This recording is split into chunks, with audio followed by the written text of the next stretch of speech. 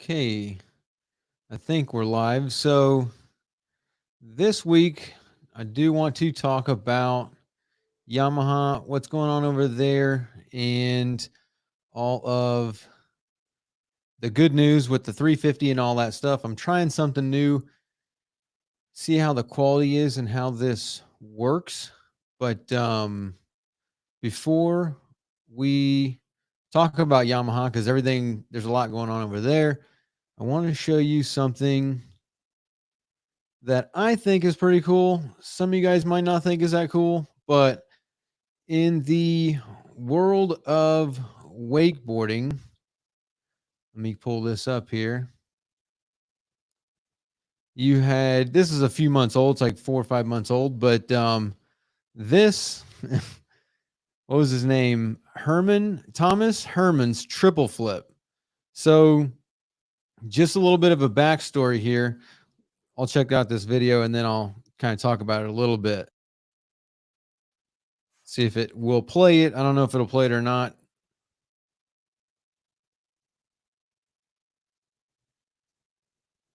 To where you guys could see it, but this is pretty ridiculous. I don't know if it's going to play it because we're streaming.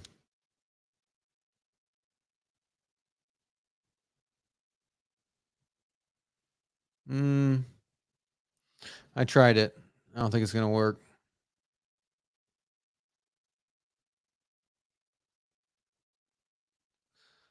But either way, this is insane. I mean, to get a triple flip on a wakeboard, it's nuts. I wish you could see it, but looks like it's not going to let me. So we'll just stop sharing. But the way they did it there, as soon as I took it off, it started to play it. But the way that they did this is they had to double up. So when you double up, that is pretty much here. Look at that. That is nuts. For a wakeboard, a triple flip, like that's insane. So the way they did that is basically they doubled up, and what doubling up is like on a boat, as far as wakeboards and stuff like that's concerned. They basically take the boat and you're going around like this, and you do basically like a square and come back around, and you come back across your wake, which makes it a lot more steeper and gives you a larger wake. And that's how he got that triple flip with. I just thought that was cool, so I wanted to share it. So now that we've shared that, let's go ahead and go back to talking about where is it? What's my next story I got here for you? So Yamaha. We do a weekly live stream with the Boaters program, and then also you can join the channel because we do this every week. But for right now, we usually just go through stories and stuff like that. The next story I got here is Yamaha has acquired Torqeedo. So let me pull this article up here so you guys can see it.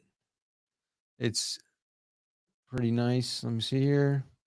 I'm not the best as far as going back and forth between everything. Share that. There we go. So Yamaha to acquire Torqeedo. Yamaha Motor Company announced the recent conclusion of a stock purchase agreement with Germany's Deutz AG, which owns marine electric propulsion manufacturing, to Torqeedo to acquire all of Torqeedo's shares. The intended acquisition of Torqeedo, which is subject to clearances, permits, etc., required by competition and laws and other regulations, further supports Yamaha's strategy to implement a multiple technology approach to achieve carbon neutrality.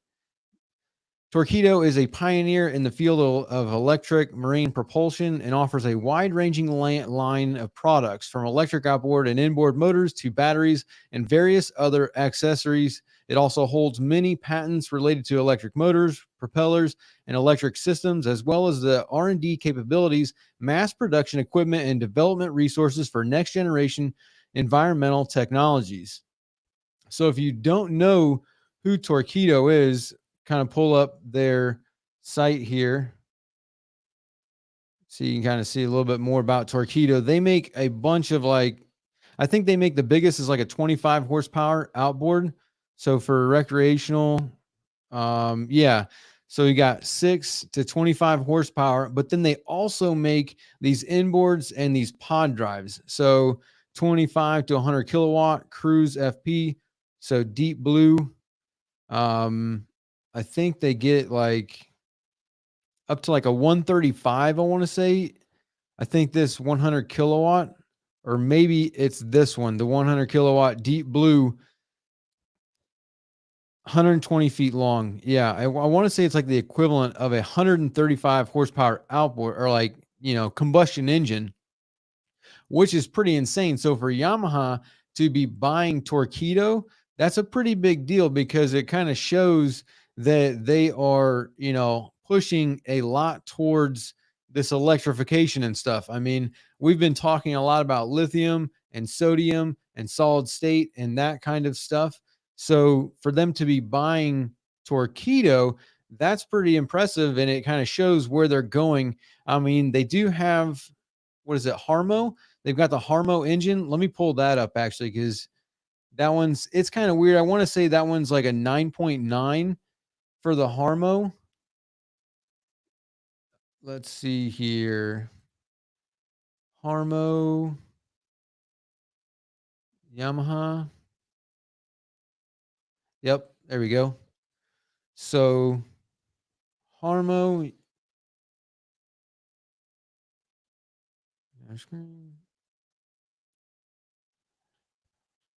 Harmo motor to begin pre-orders. This is back in 2021's when they came out with it. So it's 3 years old, but it's this. Yep. It's a little like pod thing that goes on the back of the boat.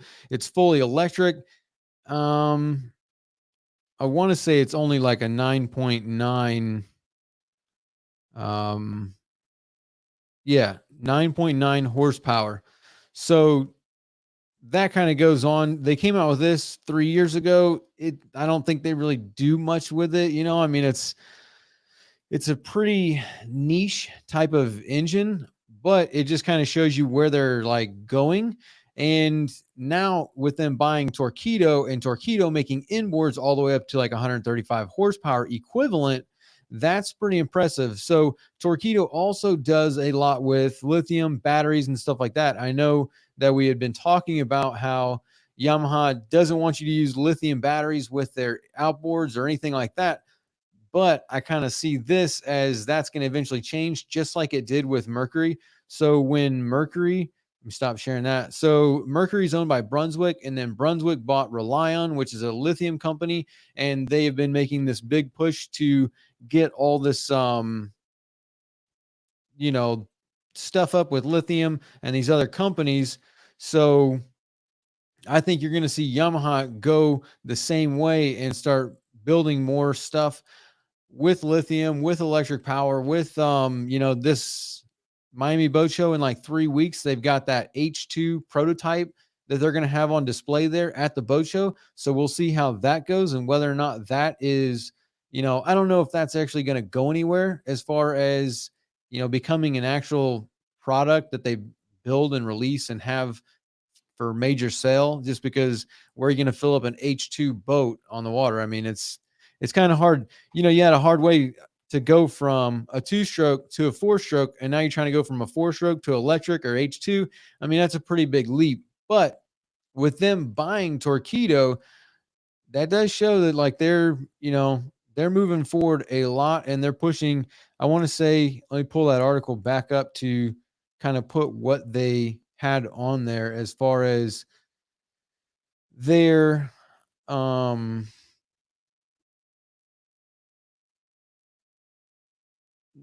carbon neutral or whatever they call it. Yamaha's acquisition of Torqeedo supports the current midterm plan and helps to accelerate the company's efforts toward achieving carbon neutrality by 2050. That goal within the marine market can only be reached through an approach leveraging a variety of solutions, one of the which is electric propulsion, said Ben Special President, Yamaha U.S. Marine Business Unit. Through the relationship with Torqeedo, Yamaha will have the ability to fast track the establishment of a small electric propulsion lineup, complementing the company's efforts with hydrogen and sustainable fuels as additional means of reducing the carbon footprint on the water. Furthermore, the pending acquisition supports Yamaha Marine's CASE strategy, which helps Yamaha deliver high value, innovative products to customers while promoting marine conservation and sustainability. So, I mean, I think that's pretty big news outside of not only coming out with the 4.3, which we're going to talk about. So, let me move over to talking about that. I just thought that, them buying Torqeedo is a pretty big deal in my eyes because of the things that they're doing with the 4.3 that they just came out with. So, let me pull up that story on the 350. So, here is the 350. Close those two. Here's our Yamaha unveils newly designed F350. The 4.3 liter V6 outboard borrows technology from the 450 horsepower XTO model and will be offered in 3 shaft lengths up to 35 inches. So on here, we've got a lot of stuff. Yamaha has unveiled a newly designed F350 outboard with new Hellmaster EX features and more pitch options for saltwater Series 2 propellers. The F350 is the perfect big power lightweight option for a wide variety of applications, Ben Special, President Yamaha U.S. Marine Business Unit, said in a statement. So in this statement, there's also, I think that they talk about it in this story here, but there's also some more stuff in the statement that I kind of want to go over. In addition, we expand Hellmaster EX variable speed bow thruster. There it is, bow thruster. That's the thing. Let's just pull up the statement and go through that because that's kind of got a bunch of stuff in it. You kind of zoom in here to make this. There's some phone numbers you want to call Yamaha. So Yamaha jumps into 2024 with product offerings including a newly designed F350, which meets customer demand for horsepower diversity combined with premium level performance and reliability. Engine block and gear case upgrades give the new F350 a strong core for powering up and going the distance. While comfort and convenience options create a confident ride, Yamaha will also release new Hellmaster EX features as well as more pitch options for the popular Saltwater Series 2 propeller series in 2024. Boaters asked for it and we delivered. And of course they did. That's what everybody was talking about for a long time. Yamaha was like out of the gap where they had nothing to fit the F350 range. Now they have the 450, the 350, the 300 down. They've got the whole, disbursement of engines. So what were we at? The F350 is the perfect big power lightweight option for a wide variety of applications. In addition, we expanded Hellmaster EX variable speed bow thruster integration for single through quint configurations to give more boaters access to the ultimate in boat control. We also added new pitches to the reliable Saltwater Series 2, blah, blah, blah, blah, blah. This is pretty interesting. The variable speed bow thruster integration, that's something that I want to talk about. The F350 4.3 liter V6 outboard boasts larger intake and exhaust valves than the F300 and uses the same diameter electronic throttle valve as the 5.6 liter V8 XTO 450 to maximize air movement. Better airflow equals more power as the F350's precisely mapped fuel and ignition timing match operator throttle demand for responsive performance. A new crankshaft offers a longer stroke, enabling more torque at lower speeds. Sync all this power with Yamaha's digital electric steering DES and exclusive thrust enhancing reversed exhaust, and the new F350 becomes a standard for an exciting boating experience. So we're going to unpack that too. We're going to talk about this thrust enhancing reversed exhaust. With a 11.1 compression ratio, the new F350 manages air displacement using tailored intake manifolds equipped with 40% larger surge tanks as compared to the F350. Identical port and starboard intake manifolds enable the ideal placement for the 81 millimeter electronic throttle valve that is 8% larger than the F300 throttle valve and center mounted for smooth airflow and responsive power. Larger intake and exhaust valves and variable camshaft timing offer airflow advantage for the new Yamaha F350. The Yamaha F350 also incorporates the use of iridium spark plugs, appreciated for their hardiness and concentrated efficient spark. So iridium spark plugs, that's going to be a more expensive spark plug, 100%. Mercury's been using iridium for a long time, and a lot of people complain because the iridiums are more expensive. So I do want to look those up, and we'll see how much those spark plugs cost. But combined with Yamaha's new fuel injection and control mapping, which produces a longer injector duration than that of the F300 4.2 liter for more power. For durability, the new Yamaha F350 incorporates the same water sensor for overheat control that is used on the XTO 450, which helps catch increasing engine temps sooner than traditional sensors by monitoring the temperature of the cooling water, not the block. A size up in oil cooler capacity over the F300, along with Yamaha's sleeveless plasma fused cylinder technology for exceptional strength, reduce friction, and create precise heat distribution. Where is it that we're talking about that? The vigorous foundational propulsion of the new gear case is merged with Yamaha's thrust enhancing reversed exhaust technology, which keeps exhaust bubbles above the anti-ventilation plate and away from the propeller at 2,500 RPM in reverse to produce high thrust when backing down on a fish and to add more precision when maneuvering around the docks. The F350 is offered in full model 25-inch or 30-inch shaft lengths and 25-inch, 30-inch, and 35-inch for late-stage customized LSC lower unit models. LSC models are equipped with an intermediate drive shaft and shift rod. Cooling incorporates the best in Yamaha offshore motor advancements with its water-draining air duct, while the new cooling water exhaust port combined with the new stator fan keeps everything under the cowling nice and cool. The cooling effect is impactful enough to create more available current for the F350. I know in here they talk about this now offered in pearlescent white, traditional gray, or new classic white in the new F350. I'm not a big fan of that, honestly. Having the traditional gray and a white, I think is perfect. Honestly, if you had three colors, I think every company should make their standard color. So like Mercury's black, Yamaha's gray. I think they should make a gray, a white, and then have one that is primed. And then you can just go paint it whatever color you want to match your boat. So, that's kind of, I think Mercury's got it all wrong because they got like 5 colors. You can get black and then 4 different colors of white, which seems to be like it's just too much. But here's what I was looking for. Hellmaster EX with integrated bow thruster control is now available for single through quint applications. Yamaha's integration of Sleipner and Vetus bow thruster systems is an on-demand self-activating feature. It works congruently with the Hellmaster EX joystick to enhance lateral movement and pivoting by automatically engaging the bow thruster in variable speed to match operator input.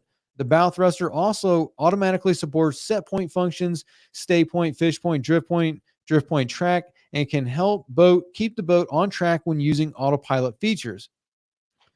Yamaha's integrated variable speed bow thruster is only available through boat builder installation on new boats. The integrated bow thruster control is available now for twin and triple applications. Anticipated availability for single, quad, and quint application is spring 2024. So I want to talk about that real quick because if you don't know, so working congruently with the Sleipner and Vetus bow thrusters. So let me pull up a Sleipner. For those of you that don't know, Sleipner is basically they just make bow thrusters. There's a few different types. Let me see if I can get a Sleipner to see what we got here. So here is Sleipner. They make just a wide variety of bow thrusters. Pretty much most bow thrusters are 24 volt and 48 volt. So you got 24 volt, a 48 volt, 24, 48, 48, 24, 24. Just basically most of them are bow thrusters, but Sleipner makes a lot of bow thrusters. And then also Vetus, let me pull them up because Vetus also owns Maxwell. So Maxwell, like your bow thrusters and your windlasses. So Vetus makes hydraulic bow thrusters, retractable thrusters, ignition, but Vetus owns products. I know they own Maxwell. I'm almost 100% on that.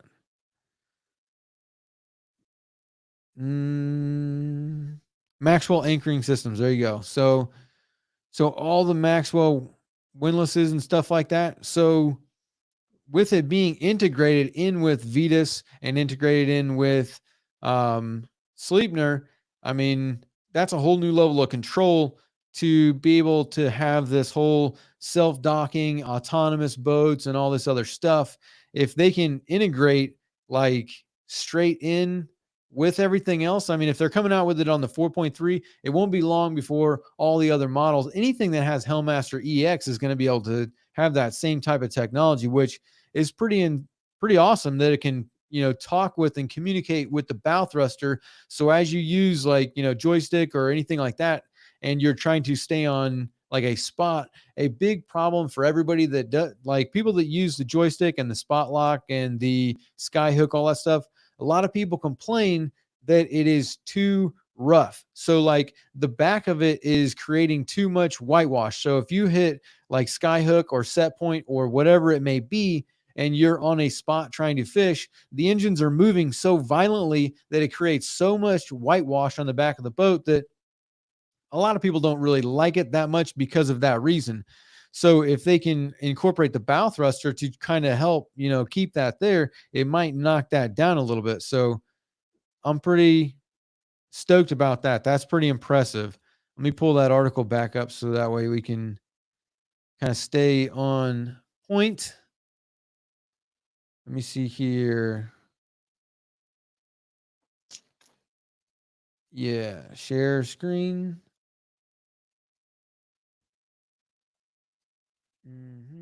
All right. So this is basically, and this is the Yamaha that they put out again with the new pitches and all that stuff. So I'm guessing they're going to change that way they can get more grip. But let's actually pull up Yamaha's, because all this is just going to say all the same stuff that we did. The larger intake exhaust, timing, fine-tune, airflow, blah, blah, blah. We just talked about that. Sleeveless plasma fused cylinder. They've been using that for a long time. That's nothing new. Let's pull up Yamaha's, like their site. So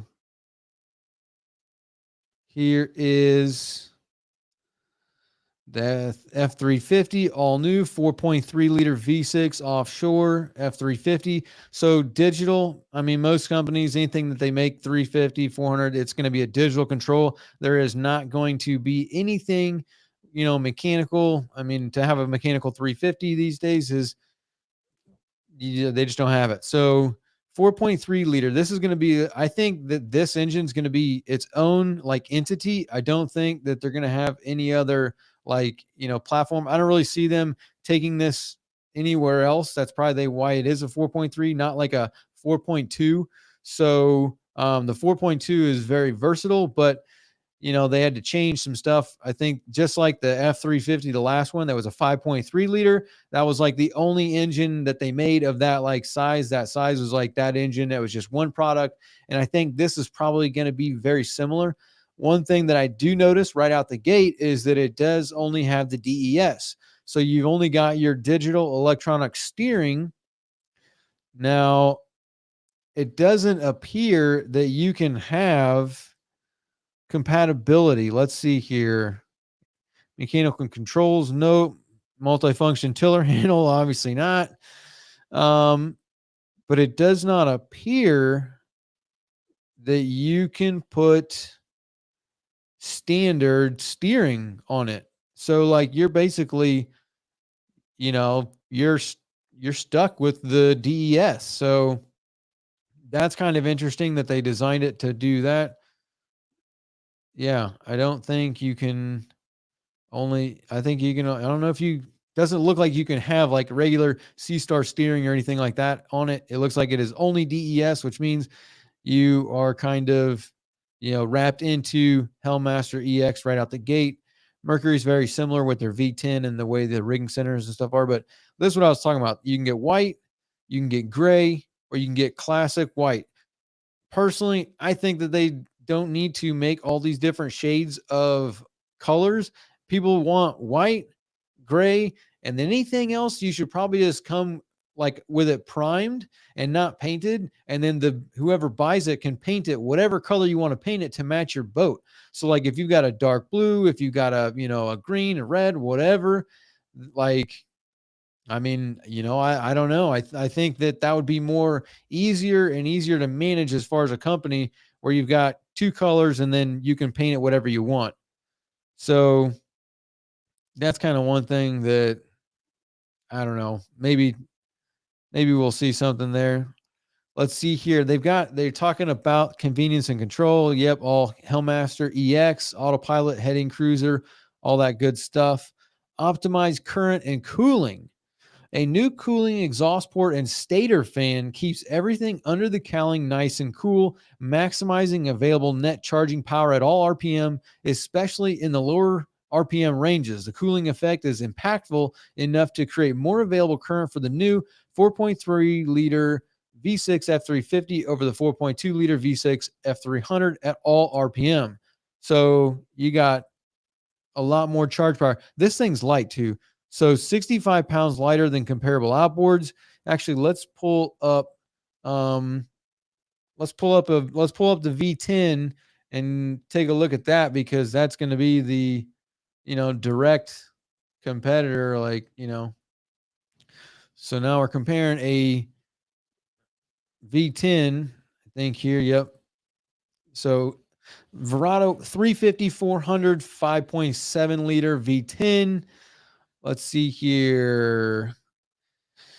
It is 150 amps. So you've got a 150 amp alternator and it weighs 695 pounds.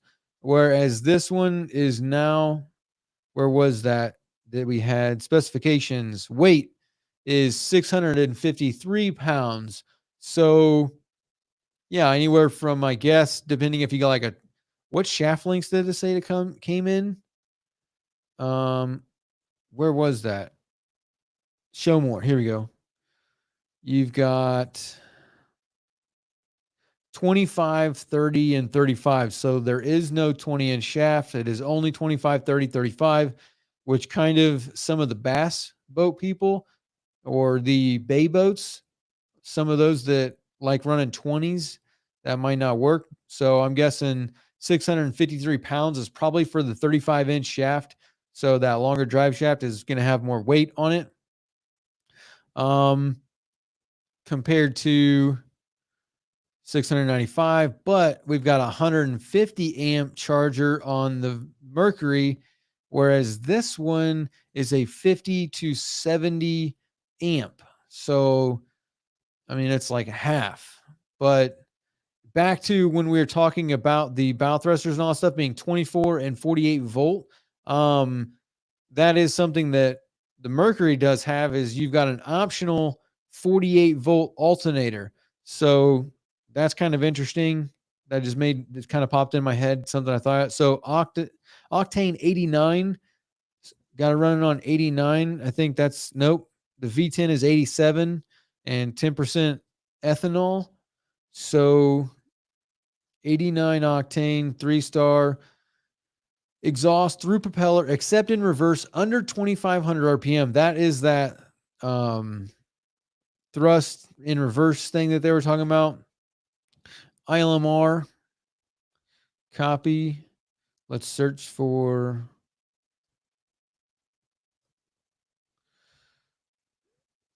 So about $10 a plug. Whoa, West Marine wants $20 a plug. Oh, that's an IZF R6. Never mind. Totally different plug, but so we're looking like a $10 spark plug. So not too bad for an Iridium. $10 starting system, electric, wet sump, lubrication, 7.9 liters, thermostatic controlled ethanol blend, 10% maximum. So 1.75 to 1 gear ratio. Um, 60-90 degree tilt, integrated electric actuation. Yeah, I don't know why. I mean, to only be able to have the electric steering and not be able to use a hydraulic, I mean, that is a big price thing right there. Like that is a big price point.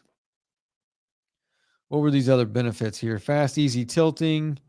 Yep, we've got that with the double tap. So a lot of Yamahas have this double tap. So Yamaha exclusive total tilt performs a quick full trim up or down with the fast double tap of a button. This makes trailering quick and easy and is handy when a complete up or down tilt is needed. So basically you just double tap the button and it will automatically trim all the way up. Here's that steering. Yep, 4.3 liter V6 digital steering. That's all you got. Hold on here.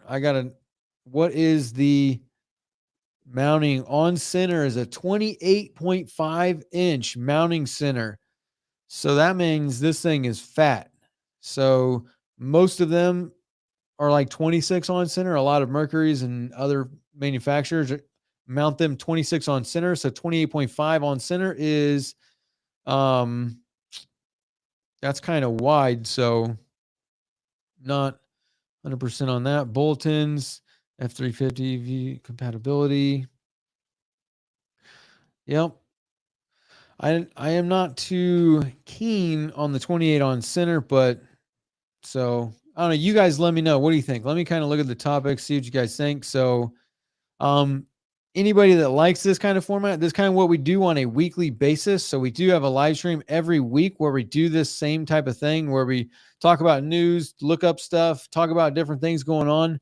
So hooked and rolling offshore, loud and clear. Looks good. Awesome. Thank you. What's up, Mr. Trip Smith? Yo, Trip Smith. Make two strokes great again. Can you imagine a lithium fire on a boat? Yeah, lithium fire on a boat. And they've had them. If you haven't seen, I think it was Twin V was out testing a boat and they had that same problem where they had a lithium fire. Big problem. Just got a Yamaha survey this morning asking what I thought about lithium powered propulsion. Dude, I'm telling you, they're pushing lithium hard, and I'm not sure lithium is going to be the end all at all. I mean, everybody's talking about sodium now because sodium is a lot more available, but it's got problems with it. Also about MFD connectivity throughout all boat devices. Yeah, if they're going to incorporate the bow thruster, if they're working with Vetus, I think it is, that owns Maxwell. So that's your windlass. So now you're talking about being able to control bow thruster, windlasses, and basically everything in the boat. The Garmin has digital switching, and Garmin and Yamaha are really good in bed. So it's hard to say. I think that you will see a lot more control of things on the boat through the MFD. Hello, all the way from Marathon. Hello, William. Merck is killing it. Yep, they are. Late to the party, Fred. Love this channel. Thank you. Why would you want hydraulic steering? I mean, I think a lot of people do want, Chico, I think a lot of people still want to have hydraulic steering, mainly because of the price point. So let me just stop sharing this. So the price point of going full electric steering is way more expensive than it is going with, hydraulic. So like if you're going to repower your boat and do something like that, you might already have C-Star steering on your boat and you might, want to just replace the engines. So if all you got to do is pull off the engine and put a new engine on, I mean, it saves you a lot of money opposed to having to upgrade everything else in the boat. When it comes to a repower, there is a lot of people that look at a repower just like that, where it's just, they don't want to change out everything in the boat. They can buy the engine and just put the engine on, use all the same existing controls. Now that everything is going digital, a lot less, being able to keep the mechanical stuff and then just repower the engine. But having to upgrade your steering system when you do the upgrade, I mean, it can be pretty expensive. So I think that is why people still want to keep hydraulic, is just to keep the price down. because whenever you repower, you usually got to buy props and all the other stuff along with it. So it is definitely hard to, you know, keep that up. A reliable source, Jupiter. How's it going? Um, Maverick, thoughts on Suzuki? I like Suzuki. I think they're underrated in that they are super um like I think they're super misunderstood because I think they are just as reliable as everybody else. I mean, when it comes to talking about reliability, it's the abuse and lack of maintenance that people put on products. That's when it becomes like an issue. But if for the normal person running the normal, wear and tear on their engine, where they're running, going fishing 2 to 3 times a month, where you're only going to be putting like anywhere from 5 to 10, 15, maybe 20 hours on the engine. So maybe in a month you might put on anywhere from 50 to 100 depending on, where you live and that kind of thing. For the average person, I'm guessing that's pretty close to what they put on.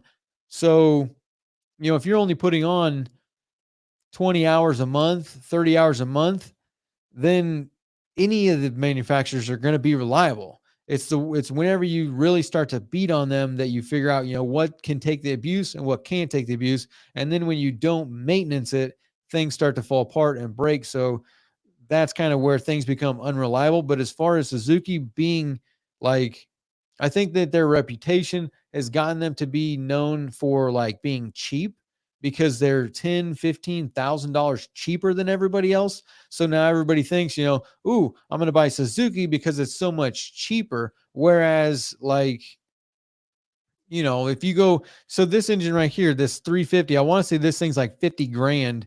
Let me see if I can see Yamaha F350 4.3 price. So let's see here. I want to say it's like 50 grand. F350 Canada, 47,000 to 50,000. So, yes, they are going to be right around. Let me pull that up so you can see what I'm looking at as far as the price. Share screen. Entire screen. This one right here. Share. So, Yamaha, this is Yamaha Motor Canada F350 MSRP 47,368 to $50,608.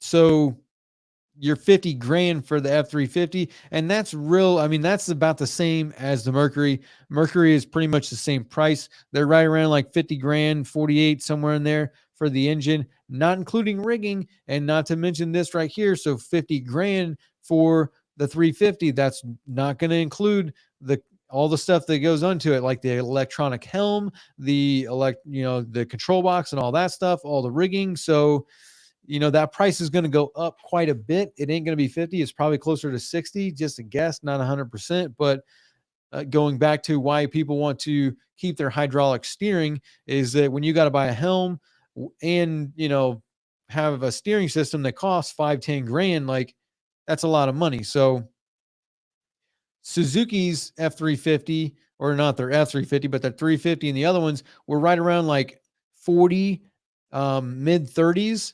So they were so much cheaper than everybody else that now that's just what everybody sees them as. You say Suzuki, oh, it's cheaper. It doesn't make it less reliable. So I'm a fan of Suzuki. I think they are a super underrated, reliable engine. It's just that they've been, so cheap for so long that people see them as cheap. And I think that they might have some more corrosion issues than other companies do based on the materials that they use, which probably is why they become cheaper. But I'm not 100% on that. That's just my opinion. Murder Marine 28-inch on center for a Freeman is a bad thing. Yeah, that's that 100%. Actually, let's look that up. Freeman engine mounting on center. I don't know if you can do a 38 or a 28 on a Freeman.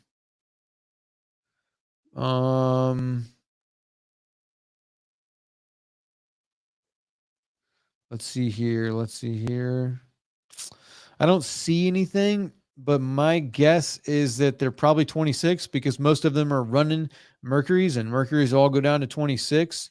So my guess is that, yeah, you're gonna see that's a problem for a Freeman. So there are boats out there that, they're mounted a lot of and also like CVs and these other boats that have quads on them. You're never going to convert a Mercury guy over to Yamaha because you can't.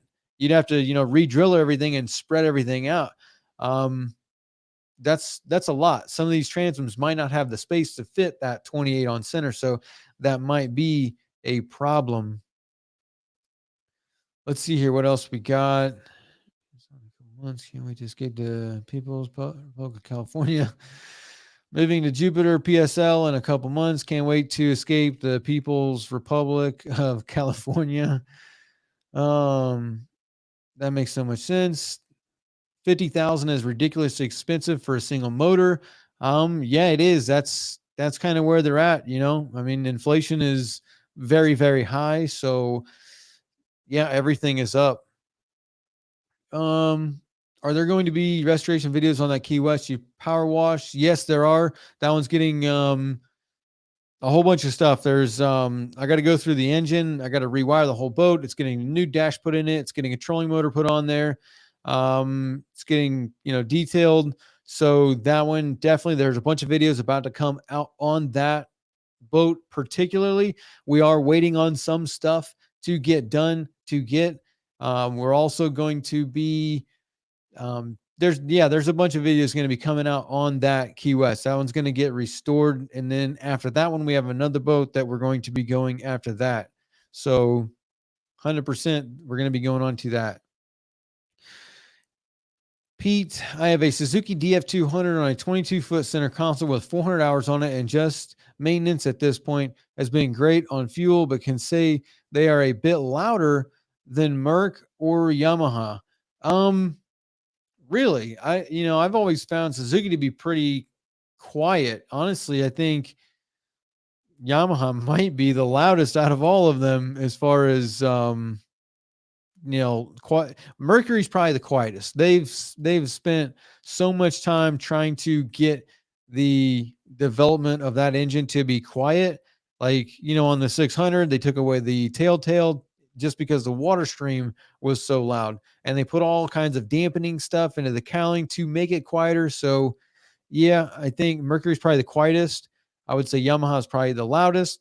I don't know where Honda falls in that line, but Suzuki, I'm surprised that you say that it is that much louder. You're probably the only person I've ever heard say that, but that's probably true. You run the boat all the time. I don't. Thoughts on the new Merc 400 V10?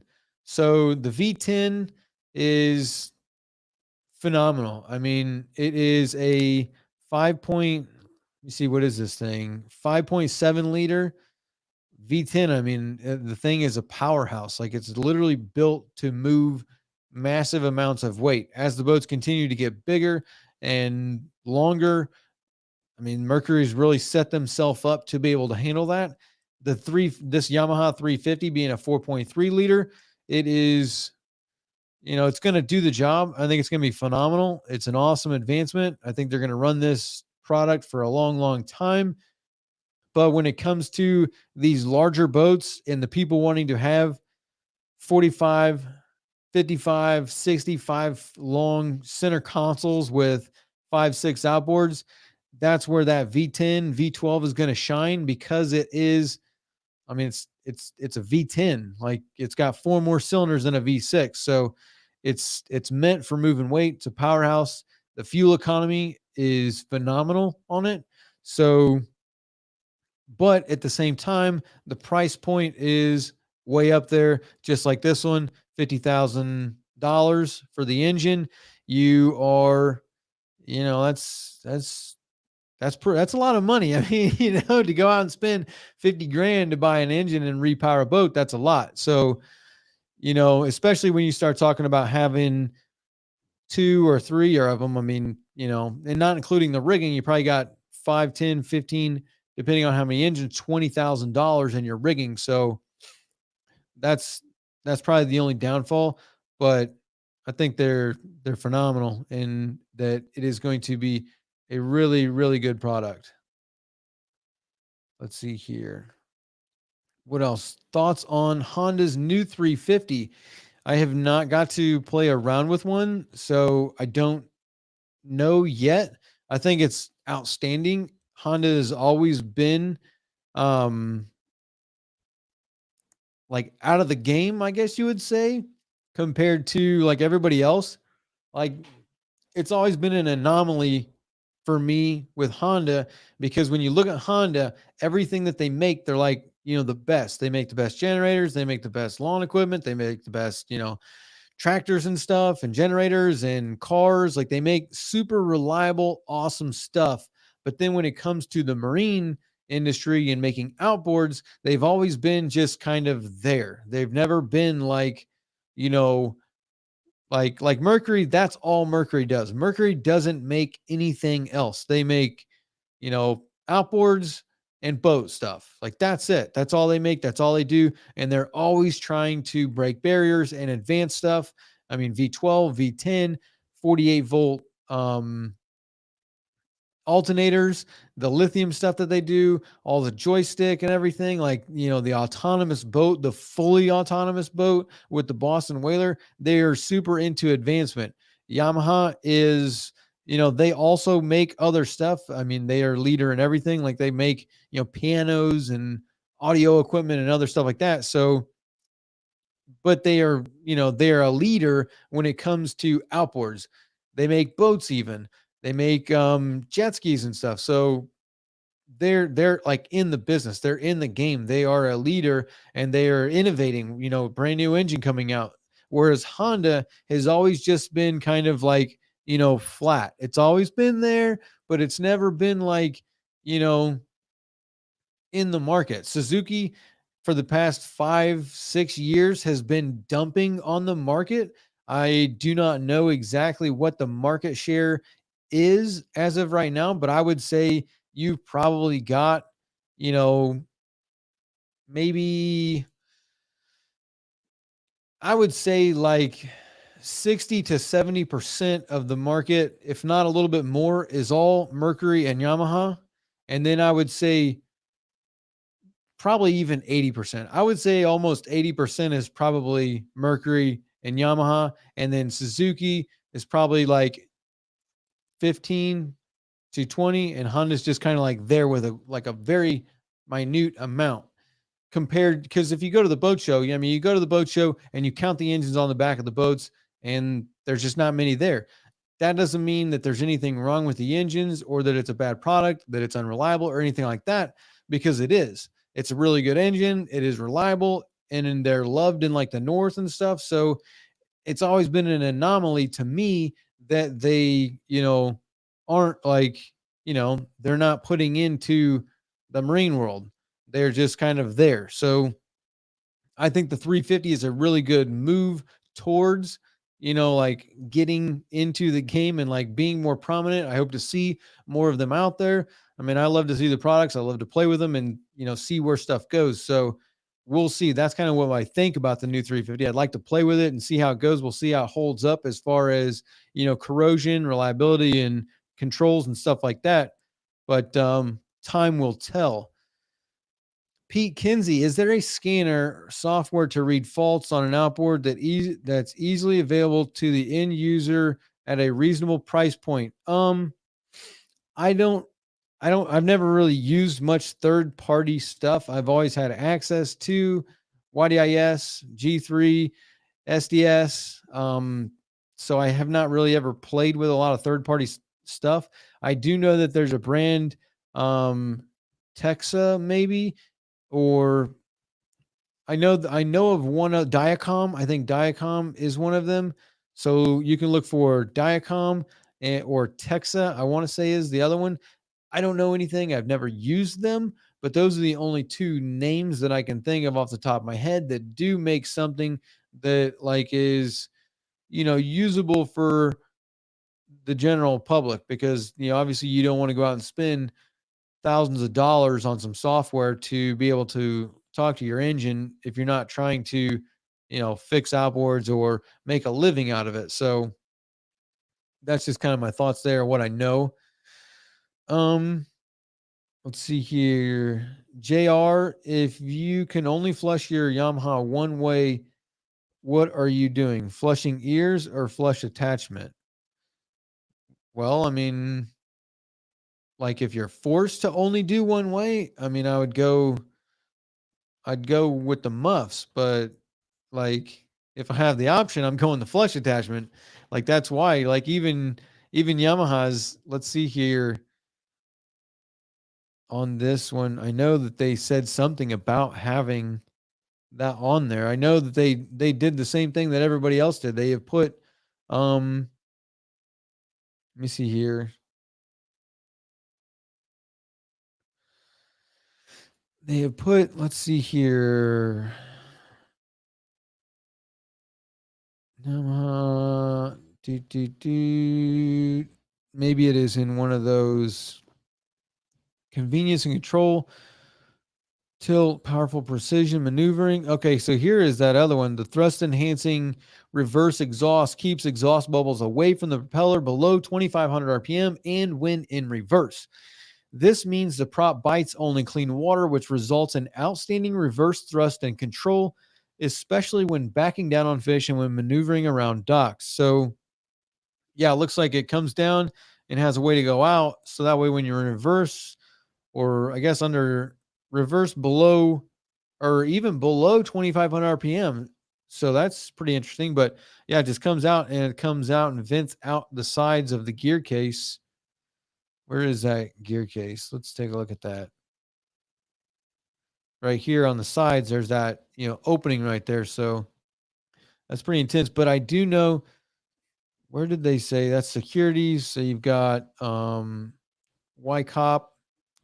security system. What's this? Built ample oil cooler capacity in concert with Yamaha's proven distribution, steering, whole shot acceleration for the VCAM. I know I read somewhere that they have, they put in a flushing attachment to, like, just like all the rest of them. It's right there in the front and it connects to, like, in the rigging. Prop selection, overview. I don't see it. Might be in here. Back to the statement. 350 diameter. Compression, large intake, durability, vigorous foundational thrust, blah, blah, blah, blah, blah. Water draining air duct. New stator key. The new F350 cowling incorporates the best in Yamaha offshore motor advancements with its water draining air duct. Now that's funny. They put a water draining air duct because Mercury had a problem with that with the V8s when they came out, where they were getting water in them going on the starter and the starters were failing. So that's hilarious. Well, the new cowling exhaust port combined with a new stator fan keeps everything under the cowling nice and cool. So there's a fan that cools the stator. The cooling effect is impactful, blah, blah, blah. Here it is. Mirroring smart functionality on the XTO, the F350 has a convenient flush connection running through a specially designed rigging grommet inside the rigging tube that can be connected to an automatic flushing system. Manual flush is also possible with a separate flushing connection. The F350 also incorporates the same total tilt, blah, blah, blah. So, yeah, I'm going the flush attachment because, I mean, that's why all these companies are doing that stuff, to have, the same stuff. They've got, like, the, they called it, what they call it, a flushing thing, whatever. What did they say here? An automatic flushing system. So a lot of people like a reverso pump or something like that. They can hook up the hose, it pressurizes the water and then sends it through there. You don't want to have too much pressure in there because you can, blow out whole hoses and stuff like that and clamps. So I'm going on the flush attachment. If I can't have a flush attachment, then I'm going muffs. But if I can have the flush attachment, going flush attachment. Pompano, do a 15 whaler build. We just got done doing a whaler. I did the 13, but I wouldn't mind doing a 22 whaler. I think I love that boat. That's a super smooth riding boat. Maverick, what do you need to hook an outboard to a laptop? Do you need a special laptop or just a manufacturer software? Do you need to be a dealer to get that? Yes, all the above. You need a laptop. You need the interface cables to hook up to it. And then you need the software to hook up to it. And yes, in order to get YDIS, which is Yamaha Diagnostic Software, that is Yamaha specific. You've got to be a dealer. Mercury's G3, which is their software, computer diagnostic software, that you have to be a Mercury dealer to get. And then SDS, same thing, Suzuki diagnostic software. You have to be a Suzuki dealer to get that as well. So that's what we were talking about. Who was it? Pete was asking about third-party stuff that allows you to do that. So, I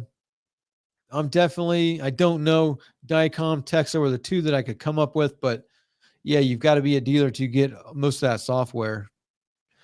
Fred Luther, thoughts on Tahatsu outboards? So Tahatsu are kind of like the same thing as Honda. They're just kind of there. They're not really in the game. I think they're reliable. If you look at I want to say like a 35 and below, most of the 35, 25, 20 horsepower outboards are like Tahatsus. Like Mercury gets, I think, 30 and below. Most of their stuff is the Tahatsu engine. So they're reliable. They're good. I don't know much about them because there's not a lot of people that have them, and they're not, that common. So not too much there. Let's see here. Merktech, eBay sells the diagnostic hardware for cheap. No special laptop needed.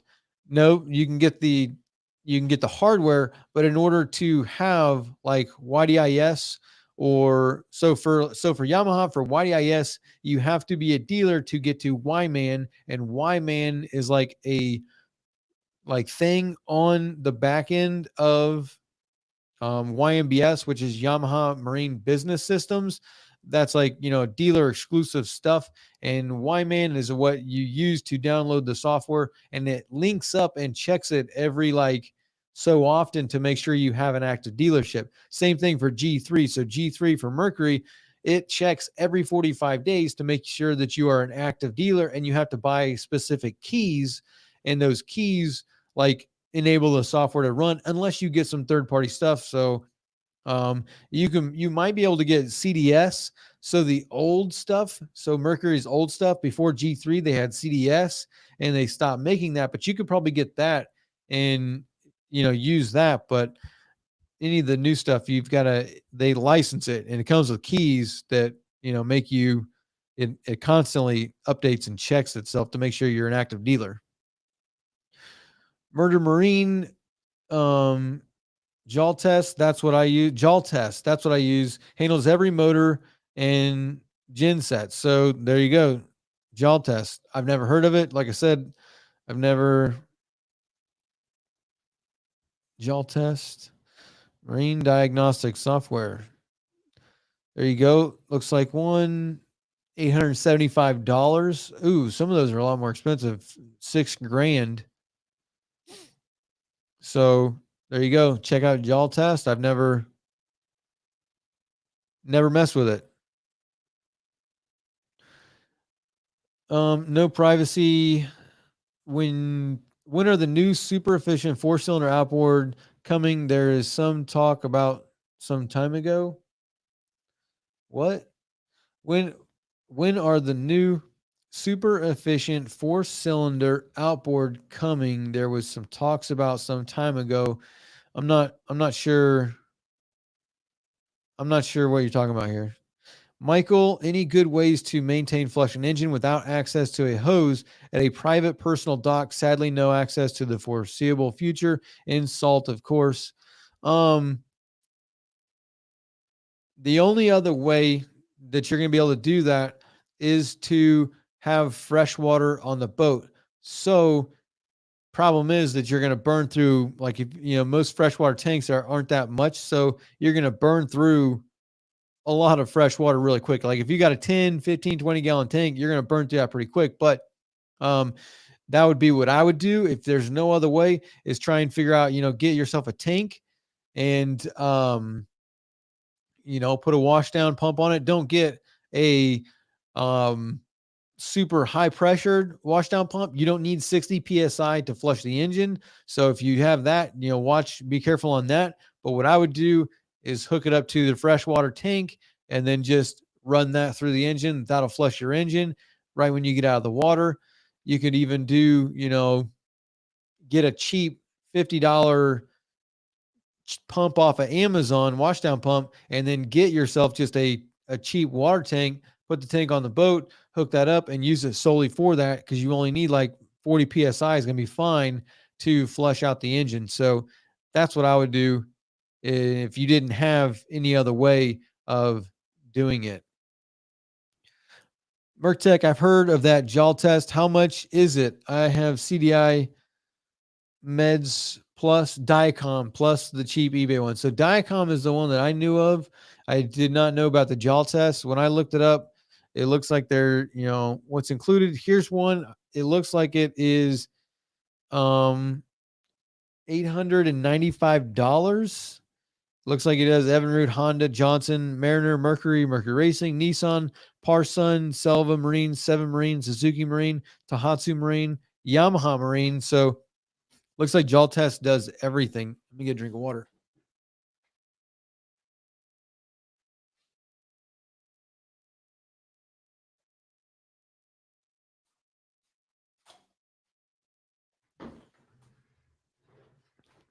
So looks like for $1,000 you can get the jaw test. So I don't know. I've never used it, but this one guy said that he did and he likes it. So no privacy. It was the Alphadan Big Block inline 4 engine. I don't remember that. It sounds familiar. The Alphadan sounds familiar, but I don't know.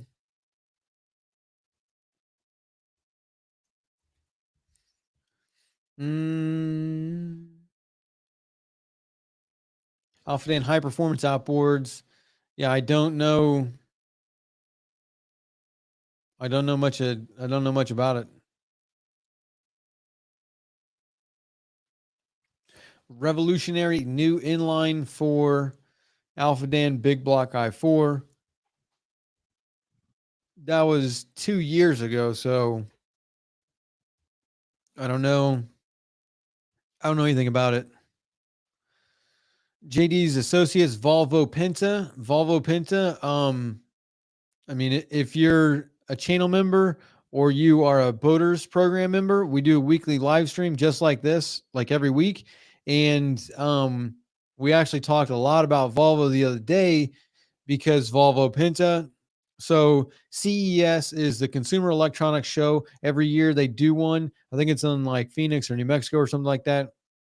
And last year, Volvo came out with this whole like futuristic, where they see boating, where they see the industry, and all this stuff. Basically, it was all like all electric engines, all electric boats, and you would become like a member of a club. You would rent a boat. You can get on the boat. You can go out. They would have Volvo Penta Islands that would charge up and let you stay there. You could go to the sandbar and camp somewhere, and then they would have charge pods that would come in and charge the boat while you were camping, and this whole deal. So obviously that's just an envisionary thing. That is just like an idea, a dream, like an idea. So Volvo Penta bought Seven Marine, and Seven Marine, it wasn't even like a year or two after they bought them that they shut down that whole product completely, because I talked to someone at Volvo like in 2021, I want to say, they're at Flibs, right after they had shut down the Seven Marine. And they specifically said that that's not where they see the industry going, and that they want to focus more on clean energy and futuristic stuff. And that's what they mean. I think Volvo Penta is going to go more towards alternative fuels being electric. And then I also think, if you can see, they do a ton of stuff with hybrid systems with diesel and biofuels. So Volvo Penta is definitely going to, I would say that they would probably start leading in a bunch of stuff, especially with all that they're putting into with electric. But not much, for outboards. You never heard of Meds Merktech? You never heard of Meds by CDI? No, I haven't. I probably have, but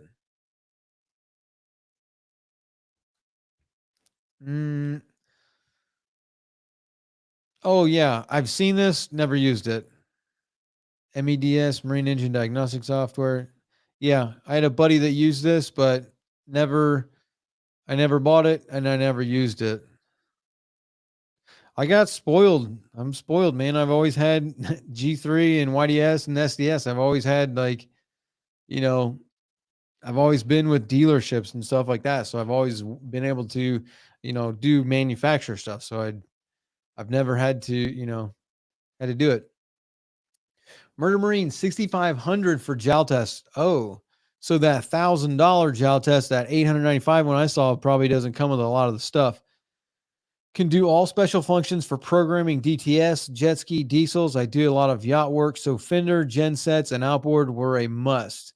So yeah, wow, that's a lot, but for sure. Merktech Diacom does Volvo Penta. Diacom does a lot of stuff. I want to say Diacom does pretty much everybody, just like that list that Jowl Test has. But I don't think Diacom is $6,500. They're a lot cheaper.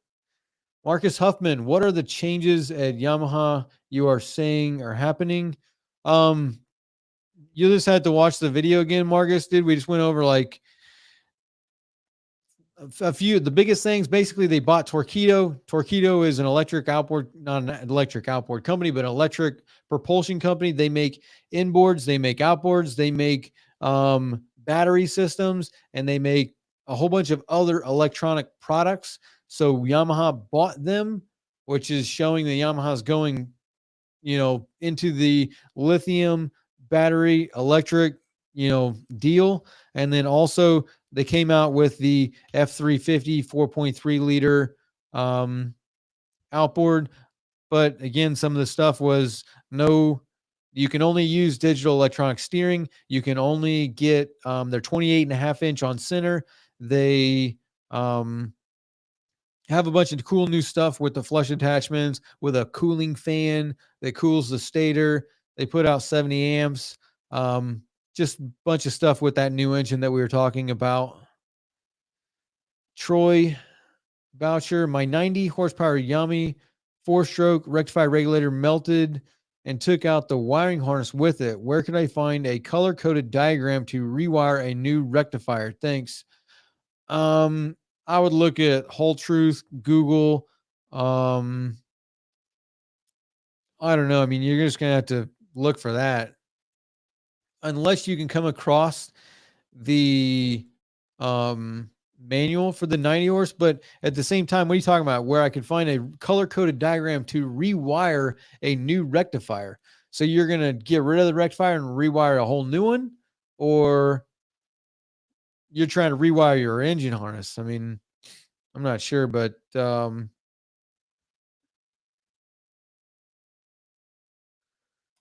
horsepower. Jazzy J gave $5 super chat. Awesome. Thank you. Love you. That is phenomenal. 90 horsepower.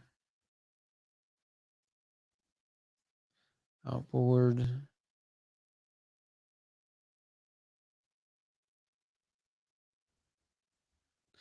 Yeah, you're gonna have to Google it, or maybe go to, where is it? There was a manuals, servicemanuals.com or something like that had different ones, but you're gonna need to get a manual to find diagrams like that. Bill Dillard, what about Saltaway Flesh on Yamahas? Saltaway is great product.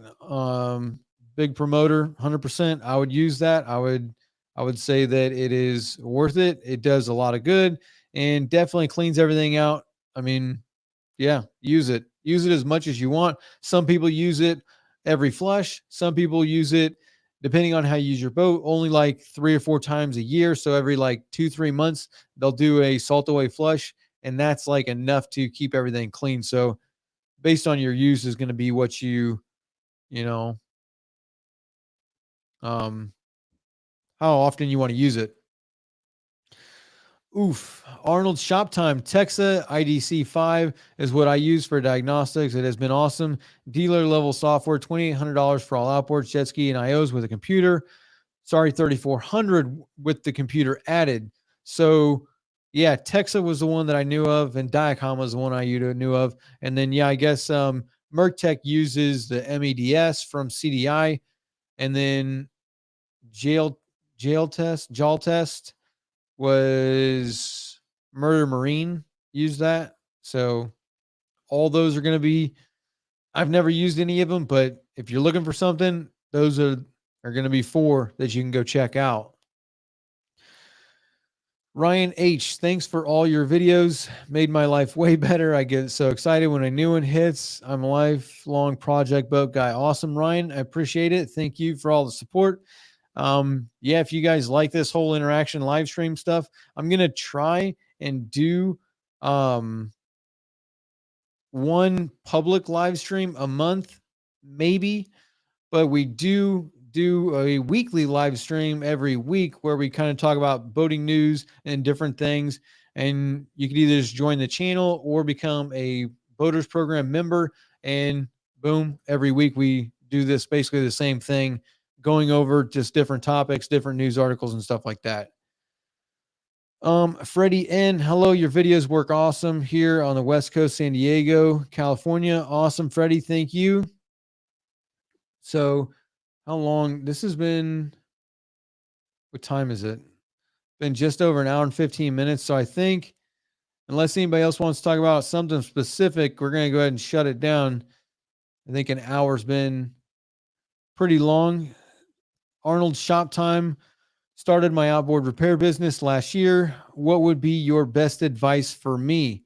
I would say just stay consistent, keep your debt down, and work on as many boats as you can.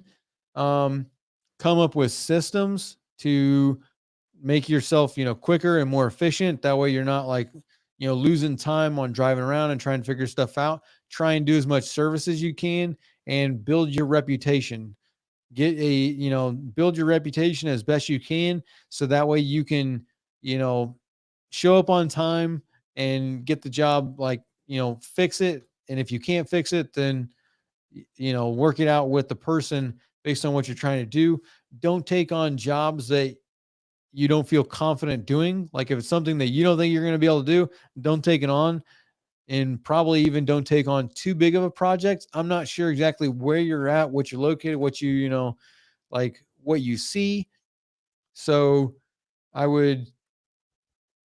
think that's probably the only thing that I could say. I mean, you're doing it. That's the best thing you can do is, make sure you're a business. I hope you're incorporated. You got an LLC, you're an S Corp election, and you take care of your books, find, dealers for parts and stuff like that to get your parts prices down. And I think that's probably the best thing that I could come up with off the top of my head. Merctech, Yamaha, Suzuki, Honda, and Evinrude are all available on eBay with bootleg software. No dealer code needed. G3 is only available to dealers. Mercury has theirs on lockdown. 100%. Mercury's got it on lockdown. You ain't getting into G3, but bootleg software, there you go. Buy it on eBay and use that. Or check out just like, the ones that we talk about. Those are pretty good. JD's Associates. Has anybody used Weld Mount? I'm currently doing an AIS install and not too stoked about all the holes I've making to hang wires. I would just use Weld Mount's going to be good, but the problem with that is, so like any kind of sealant or anything like that, that's not permanent. A screw is permanent. So, you kind of have to make the holes or weld mount. I would say it's going to depend on how much tension it's going to have, how many wires you've got on there, and what exactly, how much stuff's there, how much weight is it going to be, and how much, you know, bouncing around is it going to take, so you can kind of know if you need a screw or you can use the weld mount. A lot of people use weld mount or epoxy and just put the little dibs on there with the little things for the zip ties to go through, and that works great on a lot of boats. But if you got too many wires, you're going to need to put screws in there. Good luck on the AIS install, though. And you're going to have to just get comfortable putting holes in boats too. I mean, like, it is what it is. You're going to, I mean, if you're doing stuff like that, mounting stuff, you got to get comfortable just putting holes in the boat. Like, it's what you got to do. Like, no getting around it. You want all that stuff in there. You got to put holes in it to mount stuff and strap the wires down. Maverick, Arnold's, where can you get that Texa IDC5? Google, KG, JD Love weld mount works amazing. So there you go. Freddie, Micro Commander for Mercruiser manuals online 2008 C rate 31 8.1 Mercruiser. And Eraser Cat, decently priced fiberglass and gel coat supplies, Tampa, Florida. So, okay, thank you everybody for showing up. Appreciate all the support. Look forward to seeing you guys. Hopefully, if you guys join, we'll see you next week. If not, then maybe I'll try and do one once a month. We'll see if I can get into a routine, and let me know what the quality looked like on this. I tried a different setup using a laptop so I can kind of look stuff up. So tried this, see how it looked, see if the quality was okay and looked all right. But Arnold's, thanks for the advice, man. Yes, I'm at LLC in North Carolina right now on the coast in a commercial fishing area located right by an inlet. Biggest hurdle is getting people to come to me over the dealerships around me. Yeah, that getting people to come to you over the dealership is going to be, that's your reputation. Once you get known for, being able to fix stuff and having a fair price, you don't want to underprice yourself too much, though, because that's just going to be a race to the bottom. Like, if you're just always the cheapest person, you're going to get really busy, but you're going to lose a lot of time because you're the cheapest person. So maybe figuring out a way to, keep yourself busy, but at the same time, dealerships give a big advantage because they're OEM. They can do warranty stuff, and a lot of dealerships will only do warranty work. They try and only do warranty work on people they do the service work for. So it's hard to get someone to stop going to a dealer and come to you when they have a relationship with the dealer based on their warranty and other stuff like that. They bought the boat there, they bought the engines there, whatever it may be. So yeah, it's definitely just a hustle, and you just got to stick with it. Consistency, keep your debt low, and do good work. Don't rip anybody off, and you'll build your reputation, and eventually you'll build a clientele list that will be long going. So I got my Texas system from CEAS. They are an automotive supply. So all right, I'm going to go ahead and shut it down. So if anybody wants to say anything else to anybody else, check them out in the comments. I'll leave this up for a while. Thank you again for showing up, and see you guys later.